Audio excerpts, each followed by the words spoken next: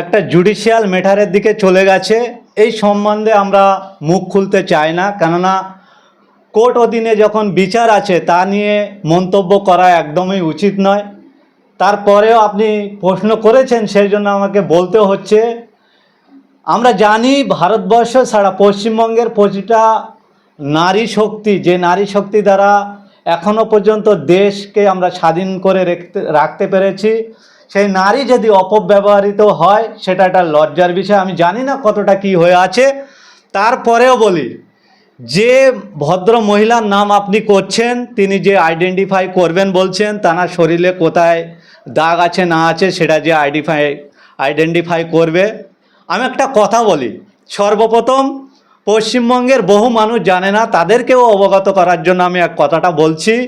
কেননা আমরা জানি যারা প্রকৃত অর্থে যারা জেলে যায়, যারা জেল খাটে, তাদেরকে জেলে ঢোকানোর সময় তাদের শরীরে কোথায় কি দাগ আইডেন্টিফাই করে জেলের যারা আধিকারিকরা আছেন। এই যে শাসক দল যারা মানুষের ওপর অত্যাচার নামিয়ে এনে সাধারণ মানুষকে অতিষ্ঠ করে তুলছে, নওশাদ সিদ্দিকী এই শাসক দলের এই তৃণমূলের হাত থেকে তিনিও রেহাই পাননি। তানাকেও একটা সময় আমরা দেখেছিলাম, তানাকে 41-42 দিন এই তৃণমূল সরকার তানাকে জেলে রেখেছিলেন।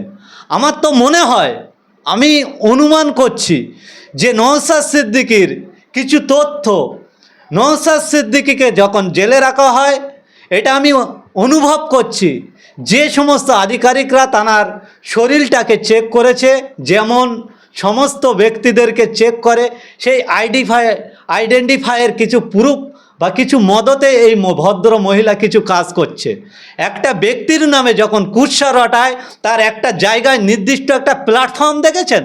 তার কোনো নির্দিষ্ট প্ল্যাটফর্ম আছে? তিনি 2022-23-এ বলছিলেন যে নওশাদ সিদ্দিকী তানাকে ধর্ষণ করেছেন, নওশাদ সিদ্দিকী তানার ওপর শারীরিক অত্যাচার চালিয়েছে। ভোটের মুখে তিনি সেই মন্তব্য করেছিলেন।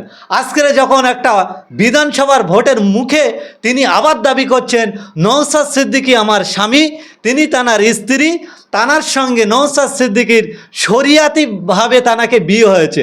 তাহলে আমি তানাকে প্রশ্ন করতে চাই, আপনার যদি স্বামী হন তাহলে আপনি কিভাবে প্রচার করেছিলেন যে আপনার স্বামী আপনাকে ধর্ষণ করেছেন? পশ্চিমবঙ্গ ছাড়া ভারতবর্ষের বিভিন্ন সমাজে তানার স্বামী স্ত্রীর একটা মিলবন্ধনের একটা বন্ধন জুড়ে আছে। তাহলে তানারা যে তারা যে শারীরিক চাহিদা যে একটা মাধ্যম তানারা প্রতিনিয়ত যারা করে, তারা কি তানাদের স্বামীরা তানাদের স্ত্রীর সঙ্গে ধর্ষণ করেন? এটা আপনাকে প্রশ্ন করতে চাই। আপনি বড় বড় কথা বলছেন ফুটেজ খাওয়ার জন্য, বাংলার মানুষকে গুমরা করছেন। আপনি নওশাদ সিদ্দিকীকে বলতে বলতে একটা বৃহত্তর সমাজ যারা স্বাধীনতা সংগ্রামী, যারা জামানার মোজাদ্দেদ, সেই সমাজকে আপনারা কালিমালিপ্ত করার জন্য চেষ্টা করছেন। বাংলার মানুষ দেখছে, ভাঙড়ের মানুষ দেখছে, গণতন্ত্র প্রক্রিয়ায় আপনাকে এমনভাবে এমন জায়গায় প্রতিরোধ করবেন, আপনাকে আর কেউ ঠেকাতে পারবেন না। আপনাকে আমি হুমকি দিচ্ছি না, আপনাকে সংযত করছি।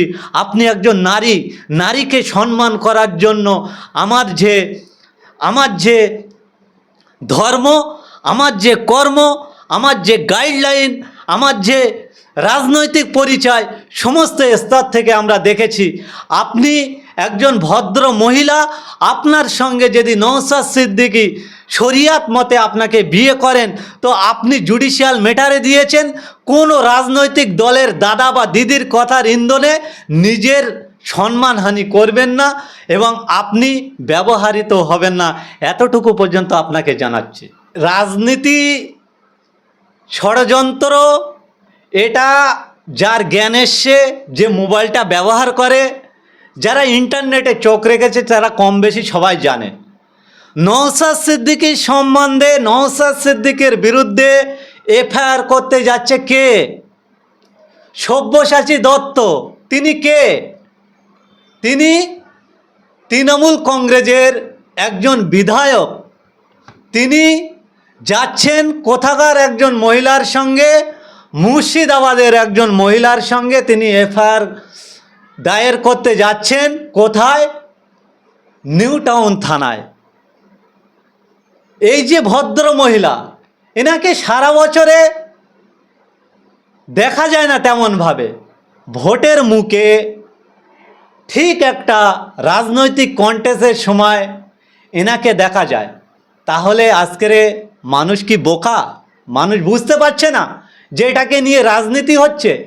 এতদিন তাকে দেখা যাননি, এই ভাঙড়ে তিনি কোনোদিন মুখ খোলেনি কো। ভাঙড়ের বিধায়ককে ভাঙড়ে আক্রমণ করানোর জন্য কিছু ব্যক্তি হয়তো তাকে মদত দিচ্ছেন, তাই ভাঙড়ে তিনি আসছেন। ভাঙড়ে আসার জন্য তাকে ওয়েলকাম জানাচ্ছি আমরা, কেননা ভাঙড়ের মানুষ তানারা সর্বোপরি সঠিক মানুষকে সাপোর্ট করে। কিন্তু ভাঙড়ে যখন থেকে এসছেন, তানার ইমেজটা কতটা প্রমোট হয়েছেন আর কতটা মাইনাস হয়েছেন সেটা তিনিই বুঝতে পারছেন। ভাঙড়ে এসে কেন এই আক্রমণ করছে এটা বাংলার মানুষকে জানা প্রয়োজন। কারণ আমরা জানি যে এখন তেমন কোনো নির্বাচন নেই, পশ্চিমবঙ্গ ছাড়া ভারতবর্ষে এখন উপনির্বাচন হচ্ছে। নওশাদ সিদ্দিকীর দল, ইন্ডিয়ান সেকুলার ফ্রন্ট, একদম ভাঙড় সংলগ্ন এলাকা হাড়োয়া বিধানসভায় সংযুক্ত মোর্চা যেরকম 21 সালে নওশাদ সিদ্দিকীকে জায়গা ছেড়ে দিয়েছিলেন, এই হাড়োয়া বিধানসভার মধ্যে সমস্ত রাজনৈতিক দল এই তৃণমূল কংগ্রেসের বিরুদ্ধে কন্টেস্ট করার জন্য আইএসএফের সমর্থিত, আইএসএফের মনোনীত প্রার্থী সেখানে কন্টেস্ট করছেন। তাই ঠিক এই উপনির্বাচনের মুখে এই ভদ্র মহিলাকে আবারও আমরা মুখ খুলতে দেখছি। তাই আমরা সাধারণ মানুষ থেকে শুভবুদ্ধি সম্পন্ন মানুষ আমরা একদম ভেবেই নিয়েছি যে এটা কোনো একটা রাজনৈতিক দলের মদতে, কোনো একটা রাজনৈতিক দলের ইন্ধনে, কোনো নেতা নেত্রীর সহযোগিতায় এই ভদ্র মহিলা এইরকমভাবে সোশ্যাল মিডিয়ায় ব্যবহৃত হচ্ছে।